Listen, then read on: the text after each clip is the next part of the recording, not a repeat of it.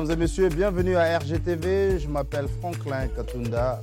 Ce soir, nous allons parler communauté congolaise de Dallas.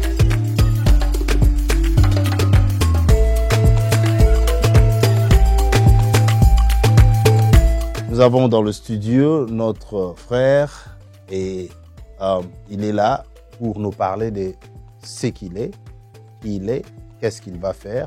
Évidemment, il est candidat à la présidence de la communauté congolaise de Dallas.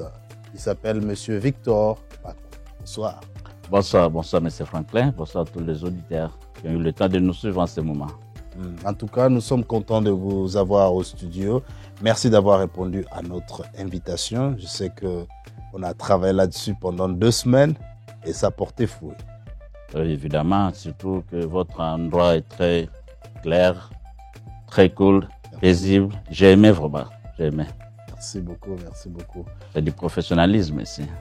Ah oui, merci. On essaie de faire cela pour que ça puisse aussi inspirer la communauté, parce que c'est cela ce que nous devons faire. On est ici aux États-Unis, travaillons à l'image du pays qui nous accueille, n'est-ce pas? Il est évident. D'emblée, je rentre dans les questions. J'ai 5 questions pour vous. Premièrement, j'aimerais savoir qui êtes-vous? Je m'appelle M. Victor Pakou Vibidila, où je suis résident ici aux États-Unis. Il y a de cela 10 ans, depuis 2014. 2014. Oui, jusqu'à aujourd'hui, je suis ici à Dallas. Je suis travailleur employé au sein de Hilton Hotel, où j'assume la responsabilité au sein de l'administration. En outre, j'avais évolué, j'ai fait mes études ici parce que c'était la continuité. Ouais. J'ai évolué dans l'hôtel tourisme, industrie, exhibition and event.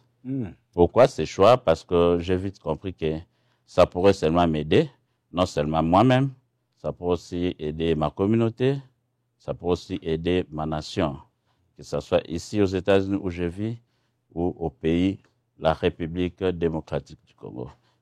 L'importance, mon pays, c'est un pays historique, un pays touristique, où il y a trop de choses, des hôtels, les parcs. Il faut dire que nous avions 9 segments dans l'industrie. Tout ça, ça demande vraiment les gens qui aussi évoluent ailleurs pour apporter l'expertise de l'extérieur pour l'intérieur du pays. Et là, on doit aussi aider nos frères qui sont au pays.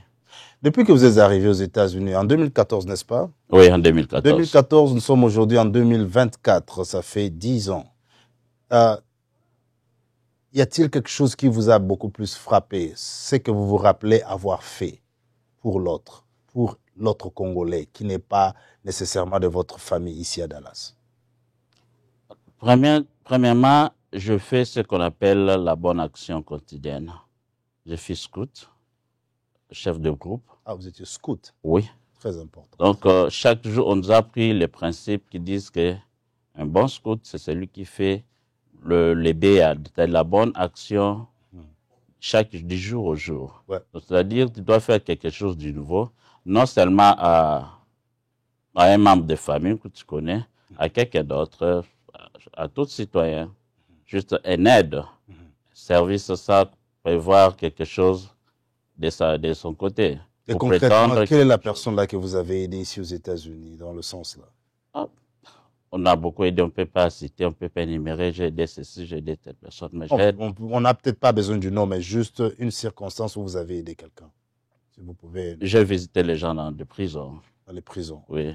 Dans des hôpitaux, oui. J'ai assisté. Voilà, d'emblée, cela nous amène à nos 5 questions que j'avais promis. La première question est celle-ci. Pensez-vous être mieux que d'autres Congolais pour diriger comme président l'association Communauté Congolaise de Dallas? Est-ce que vous pensez vraiment que vous êtes mieux que les autres Congolais pour assumer ce rôle? Et si oui, qu'est-ce qui vous fait croire que vous êtes mieux?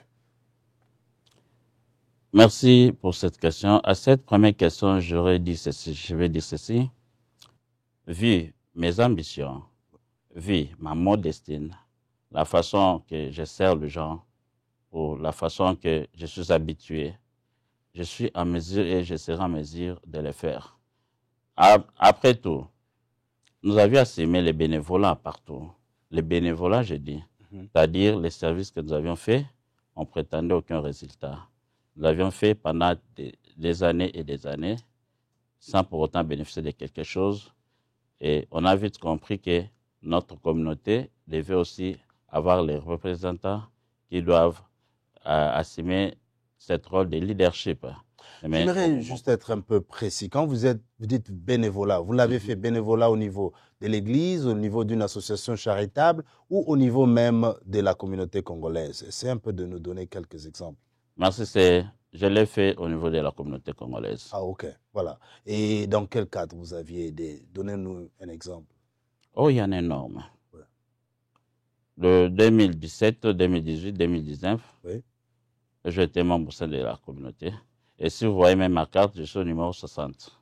C'est-à-dire qu'on est parmi les gens qui avaient aimé ce processus d'avoir l'enrôlement des cartes. Ah, on était parmi, oui, je suis le numéro 60, c'est mon nom, porte mon nom. Okay. Donc, c'est-à-dire j'aimais la communauté. Quelque chose pour bien servir, il faut l'aimer d'abord. Il faut l'aimer vraiment dans le vrai sens du mot. Alors, nous avions aidé ma communauté, nous avions aidé la communauté quand il y a eu crise de leadership, c'est-à-dire que quand certaines institutions ne fonctionnaient pas comme il faut, c'est-à-dire que... Quelle était la raison pour laquelle les institutions ne fonctionnaient pas? Non, là, c'était les raisons privées. Ça, on parle déjà... Y a-t-il des gens qui avaient quitté? Non, il y avait l'entête. Non, il y avait l'administration qui était là, dirigée par un président, un secrétaire et tout consort, l'organigramme. Ouais. Et pendant l'époque de notre président, le président sortant, il devait aussi faire autre chose. Ok. Alors, en 2018-2019, nous sommes sortis bénévolants pour servir cette communauté, volontaire pour aider la communauté. Membre volontaire, oui, j'étais membre. Vous aviez une fonction? Non, je n'ai pas assumé la fonction. C'est du volontariat. Très bien. Nous sommes venus pour apporter un plus. Et quand je voyais que ça commençait à boiter, je n'ai pas voulu attendre que la communauté soit dite communauté pleine avec toutes les activités. Vous êtes engagé? Mais je suis engagé au moment où j'ai senti que la communauté avait besoin de gens pour aider. Très bien. Voilà, j'ai aidé la communauté dans ce sens-là, assumer ou expédier les activités, quelques activités administratives. Mais il faut prétendre que comme j'étais bénévolat, j'avais des limites. Et je voyais ce que les amis faisaient et je suivais, voilà, de 2017 jusqu'à 2024, au moment où nous sommes. J'ai quand même pu, quand le moment est venu, on devait chercher quelqu'un pour assumer la responsabilité ou la présidence de la communauté, et j'ai postulé. Merci de nous donner cette précision parce que quand on entend à l'extérieur, c'est comme si vous étiez en train de travailler au milieu de la communauté, comme si vous aviez un poste donné ou justement si vous étiez mandaté. Mais nous comprenons que c'était du volontariat, ce qui est très bien parce qu'il faudrait vraiment faire des choses comme ça et cela montre déjà aussi une qualité en tant que candidat. Selon votre entendement, je voudrais savoir quel est le rôle de l'association communauté congolaise. J'insiste bien, je l'appelle association parce qu'effectivement, nous ne devons pas vivre dans nos têtes croyant que la communauté congolaise de Dallas, c'est comme une forme de gouvernement qui regroupe les gens originaires du Congo. Non, c'est impossible. Ça n'a même pas de sens. C'est une association privée. Ici, ce sont les 503C. Ce sont des associations enregistrées comme non-profit organization. Et vous travaillez sur un plan privé. Et les gens sont libres d'adhérer. Donc, j'appelle cela Association congolaise, communauté congolaise de Dallas. J'allais poser la question, quel est le rôle donc de cette association pour apporter le bien-être à travers ses membres? J'insiste bien, ses membres. C'est par exemple, vous avez des membres qui sont dans l'association, qui paient leur contribution régulièrement. Je parle de ceux-là. En quoi est-ce que vous allez les aider? Quels sont les éléments? Quel est le produit que vous allez sortir, mettre sur la table? Vous dites, OK, quand vous devenez membre, voilà ce que nous pouvons faire pour vous. Voilà, c'est évident que vous devez où je m'adresse à ma communauté, à la communauté, d'être enrôlé ou d'être membre au sein de ces structures. C'est pas pour rien, même dans nos églises, on nous dit il faut être membre.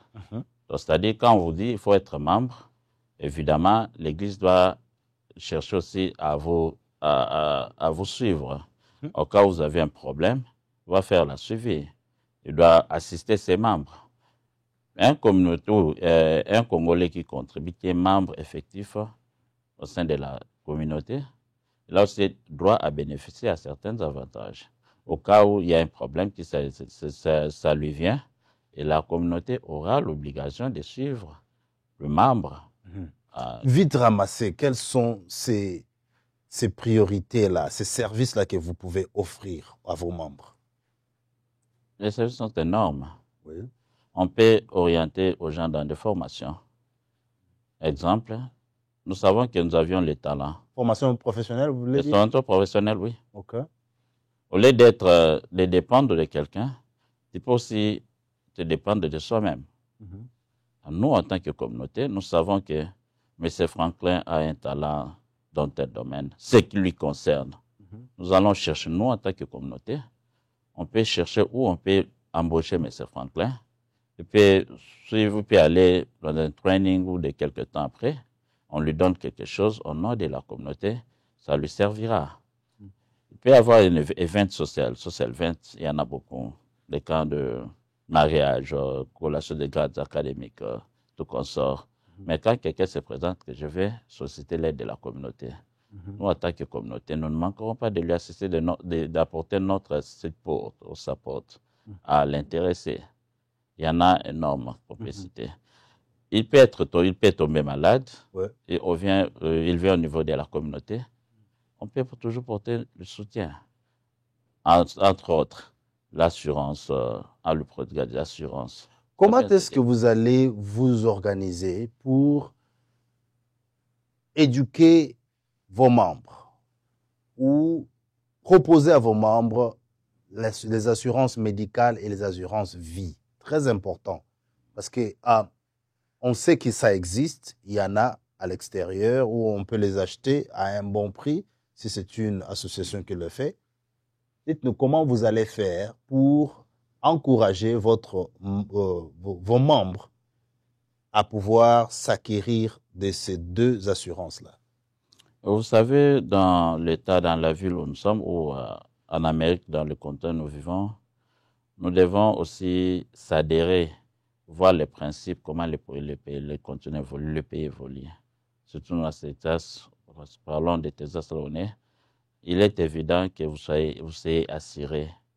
Parce que quand le cas de décès arrive, ça arrive aussi.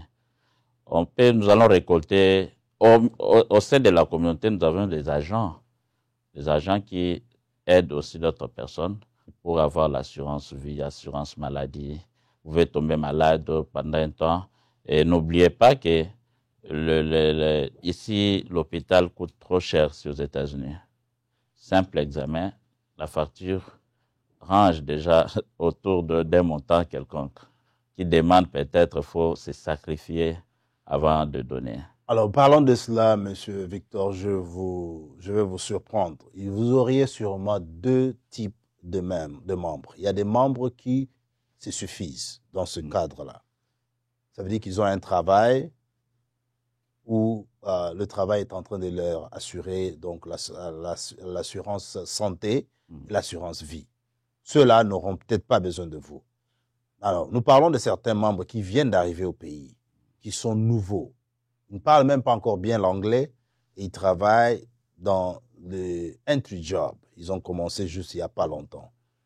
Ce genre de membres, ils contribuent régulièrement, peut-être c'est $5 que vous voulez, $20 que vous voulez, ils contribuent.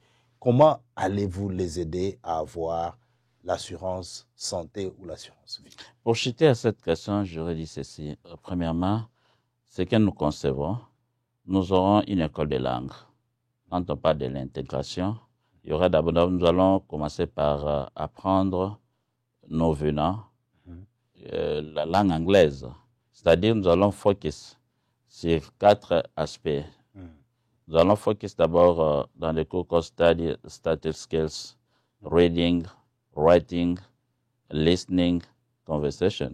Les 3 bases. Lire, écrire, écoute et tout comme ça. On sait reading. Vous voulez les faire au niveau de l'association ou bien vous allez les référer à des écoles? La première des choses, nous allons leur faire organiser d'abord les quelques sessions, juste l'écoute au niveau de notre communauté. Parce qu'on a aussi des teachers, juste pour leur donner l'élan. Et après, on doit chercher l'inscription ou l'endroit, chaque membre là où il est, on cherche le collège qui est proche de lui, et puis on peut lui envoyer juste pour apprendre. Et puis, mais ils doivent d'abord avoir certains basic elements. D'avoir basic elements qui va lui permettre, quand il va aller dans un collège pour poursuivre ses études ou sa formation, ça se fera du bien. Et après avoir appris tout ça, les ISL, c'est 4 levels, 5 levels, et les USOL, pour celles-là qui veulent continuer ou faire les études supérieures, c'est 4 levels. 5 pour les ISL, 4 pour les ISOL.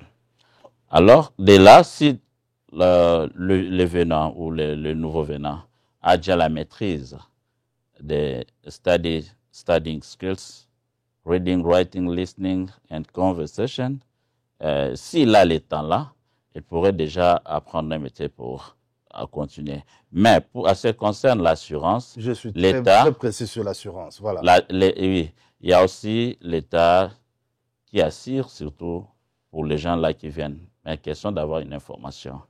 Oui, donc actuellement, on a des gens. Donc, votre bureau va s'engager à aller chercher, évidemment, ces références-là à donner aux membres. C'est ce que vous dites? Oui, nous avions déjà quelques agents qui peuvent le faire dans notre structure, c'est-à-dire dans mon administration.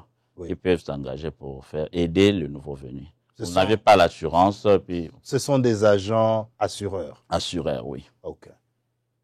Une question qui va dans le même sens, je viens de recevoir ça de la régie.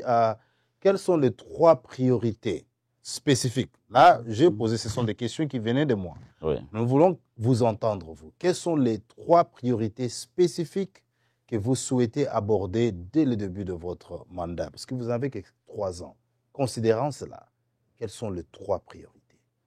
Vraiment succinctement, n'allez vraiment pas en détail, donner seulement les 3 grandes lignes. Oui, la première des choses, nous allons chercher à identifier le nombre de Congolais à Dallas. Merci. Faire enrôlement. Deuxième, nous allons créer l'outil de communication, entre autres le YouTube, le Facebook, l'Instagram, tout comme ça, pour permettre aux gens d'avoir une information à chaque fois que nous avions un problème au niveau de la communauté. Très bien. Et la troisième outil, après, nous allons lancer maintenant dans les projets nous allons lancer dans le projet qui va faire comment nous pouvons évoluer, c'est-à-dire créer les ressources qui vont aussi permettre à nos agents, à nos compatriotes de bénéficier aussi de l'aide de la communauté. Donc, c'est-à-dire créer les ressources financières. Financières. Voilà. Et comment vous allez générer cela? Est-ce que vous avez un plan, peut-être quelque chose à acheter, un immeuble ou quelque chose à louer? Je ne sais pas. Comment est-ce que vous allez générer ces ressources-là? À part les cotisations. Nous ne voulons pas parler des cotisations d'abord. Mettons ça à côté. Est-ce qu'il y a-t-il quelque chose qui peut être utilisé à but lucratif de telle sorte que cette activité-là puisse produire de l'argent pour la communauté? C'est ce que je dis en tant que leader. Vous devez avoir une vision. Dans ce que j'ai fait, le management, avec l'expérience que j'ai acquérie dans le management de l'hôtel ou dans le management des affaires, je peux créer des activités, les activités productives qui peuvent faire que nous ayons l'argent au sein de la communauté. Nous ne pouvons pas seulement compter aux cotisations, mais en tant que moi-même, avec le peu que je connais, l'expérience, de créer les événements. Parce que j'ai un événementiel professionnel. De créer, moi-même comme cordon, on aura la facilité d'avoir les entrées qui va permettre au budget de la communauté d'augmenter. Merci beaucoup pour cette réponse. Une autre question qui nous vient de la régie, ce sont des questions qu'on est en train de générer pendant que nous continuons de parler là. Quelles sont les stratégies que vous envisagez pour renforcer les liens entre la diaspora congolaise de Dallas et la République démocratique du Congo? Donc, on veut dire par là les autres institutions qui sont restées au Congo. comment est-ce que vous allez le faire? Comment est-ce que vous envisagez donc renforcer ces liens-là? Et quand on parle de la RDC, on voit aussi l'ambassade qui est ici à Washington. Comment le ferez-vous? Dès que nous sommes élus, nous cherchons à tout prix d'abord être en contact aussi avec le pays, c'est évident. Les gens qui viennent Dallas, même avec l'ambassade, nous allons chercher à tout prix à être en contact pour qu'ils soient orientés. Ce n'est pas pour rien, avant de venir ici, surtout les gens là qui gagnent le DV Loterie, on leur donne les brochures. Les brochures expliquent la vie des États-Unis. Si vous voulez bien vivre aux États-Unis, qu'est-ce qu'il faut?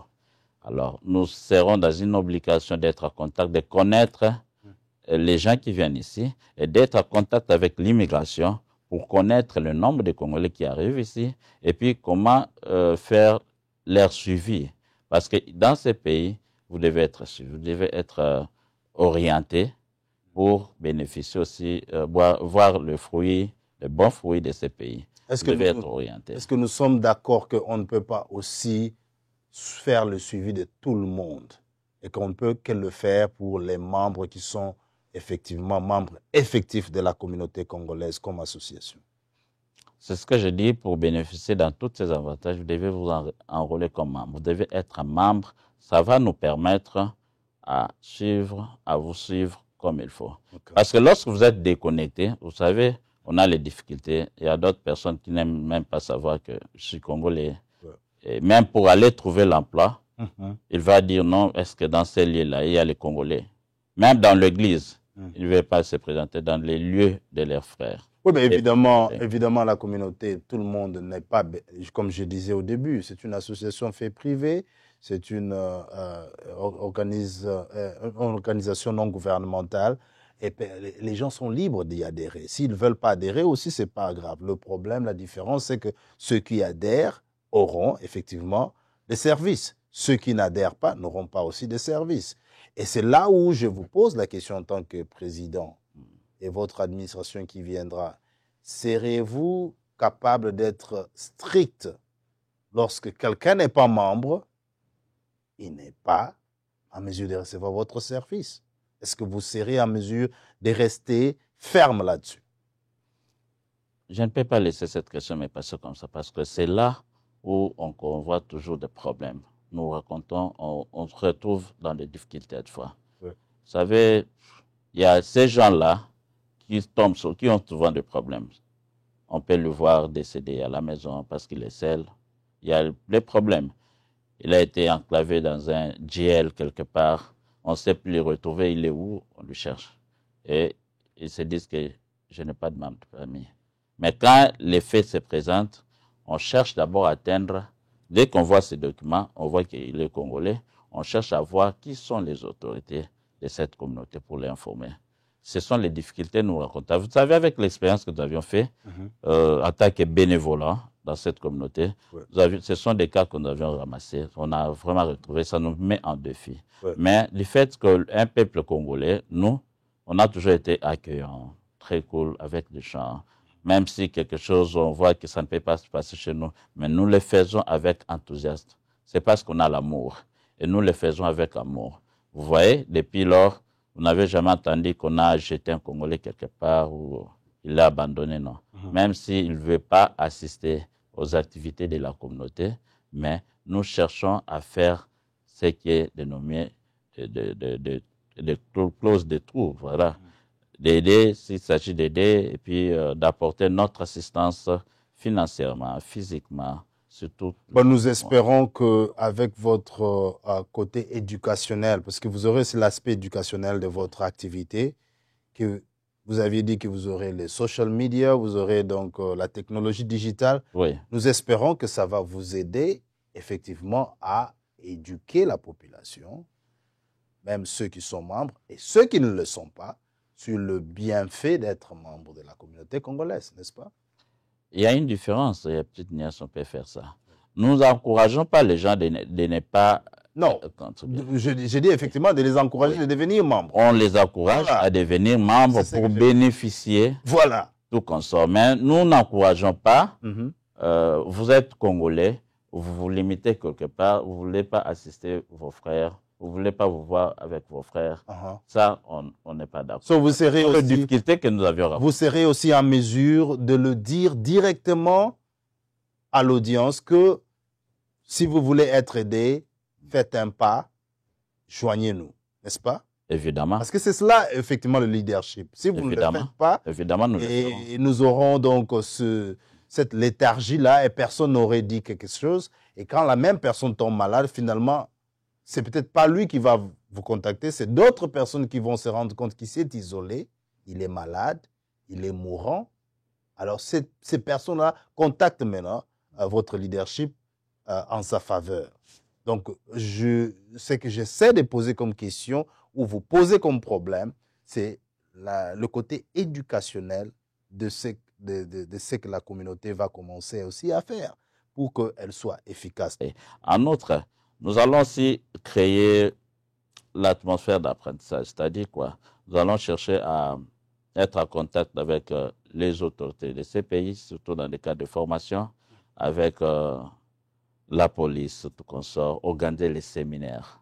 Les séminaires qui peuvent aussi aider, qui peuvent nous aider, parce qu'on apprend du jour au jour. Oui, absolument. Oui.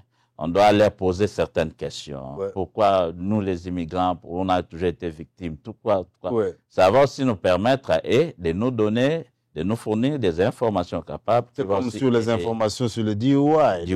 C'est évident. Qui conduisent en état d'ébriété. Il est évident. Et là aussi, je profite de temps pour dire que, vous savez, l'année passée, le système a changé. Dans Dallas, tout consort. Vous voulez conduire quelqu'un, vous n'avez pas pris de l'alcool. Vous êtes allé quelqu'un, juste donner le ride, mais du fait que l'ami qui était à côté, si là, on lui voit avec le truc là, une bouteille d'alcool, tout consort, et d'office, même toi qui conduis. Vous êtes tous dedans, parce qu'il y a eu un conteneur qui était ouvert. Il était donc ouvert. Une bouteille, je ne sais pas moi, une canette de bière était déjà ouverte. Oui. Ça concerne tous les deux. Vous deux, vous êtes voilà. Vous verrez d'autres personnes ont été victimes dans cette affaire. Donc c'est cette formation-là, bon je ne dirais pas ma formation, mais c'est cette information-là que vous allez vulgariser. Est-ce que donc vous promettez que vous allez utiliser l'Internet ou le moyen digital que vous auriez au niveau de l'association pour aider les Congolais à savoir ces informations? Très sûr, c'est bien sûr. C'est comme je disais que ça constitue les bases de données ou une information à la communication. Et en outre, vous savez, dans les temps passés, avec les anciens dirigeants, on utilisait une carte, est-ce que j'en ai encore la carte? Non, ça va. Oui. On avait une carte. Une carte de membre. La carte de membre, voilà.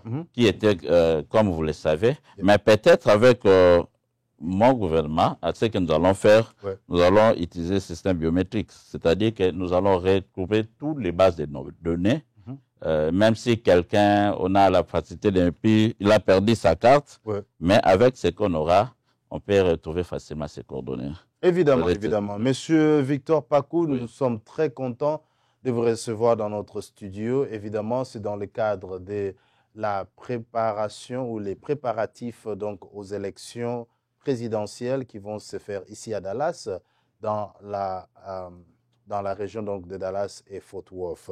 J'allais vous donner un autre mot de la fin que vous pouvez donner en lingala à toute la population qui nous suit, qui vous suit maintenant là dans notre studio.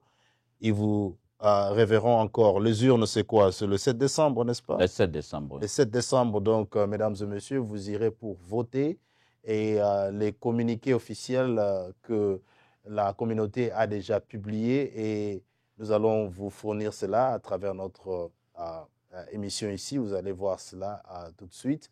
Donc, vous avez donc le communiqué qui montre que vous pouvez aller vous enregistrer maintenant là au lien qui est déjà disponible.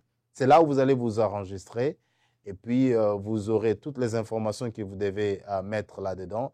Faites tout pour vous enregistrer parce que si vous ne vous êtes pas fait enrôler, vous ne pouvez pas voter effectivement pour ces élections. Je vous donne le mot de la fin que vous allez adresser à tous nos compatriotes qui vous suivent. Merci à vous, membres, très chers membres de la communauté congolaise de Dallas-Fort Worth, qui ont eu le temps de nous suivre en ce moment. Je suis candidat à ces élections qui vont se présenter, qui va se tenir le 7 décembre. Votez-moi massivement, comme on dit, candidat du peuple. Pensez à toutes mes œuvres que je fais pour ma communauté. Le temps que je me suis sacrifié, avec le peu, là où nos frères sont limités, et moi, je peux aller de là pour aboutir aux apogées de cette communauté. Vous voyez comment nous souffrons. Les difficultés sont énormes. On ne pourrait pas les citer ici parce que le temps était vraiment limité, mais il y a beaucoup de choses que nous pensons à faire, entre autres, avoir un champ culturel, c'est-à-dire le champ où nous pouvons construire, avoir une salle de événements, non-lieu de funérailles, centre des activités, maison d'accueil. Il y en a beaucoup. On a souci à faire tout ça, mais en fait, le temps était limité, mais votez-moi pour accomplir ces ambitions. J'ai été là, je vous ai servi comme état volontaire. Je connais les difficultés là où ça soigne dans une maison. Et votez-moi, portez-moi l'espoir. Je suis votre candidat et je serai tout le temps me sacrifier, concentrer peu d'énergie que j'aurai pendant ces 3-4 ans pour résoudre vos problèmes. Non seulement moi-même, avec l'équipe que nous serons. Enregistrez-vous en tant que membre. Faisons l'union fait la force. Montrons-nous que nous sommes prêts réellement pour le développement de notre communauté. Il n'y a pas quelqu'un d'autre qui viendra pour cet épanouissement. C'est nous-mêmes. Et merci à vous tous qui avez eu. Vous avez eu le temps de nous suivre. Merci à ma charmante épouse, docteur Francine Mundenge Pakou. C'était celle-là où tu es. Merci beaucoup, mesdames et messieurs. Vous avez donc l'un de deux candidats que nous avons reçus aujourd'hui, monsieur Victor Pakou. Restez branchés sur notre chaîne, la meilleure chaîne de proximité ici à Dallas. C'était donc Franklin Katunda depuis le studio Bissot Production ici à Euless, Texas. Bonne soirée.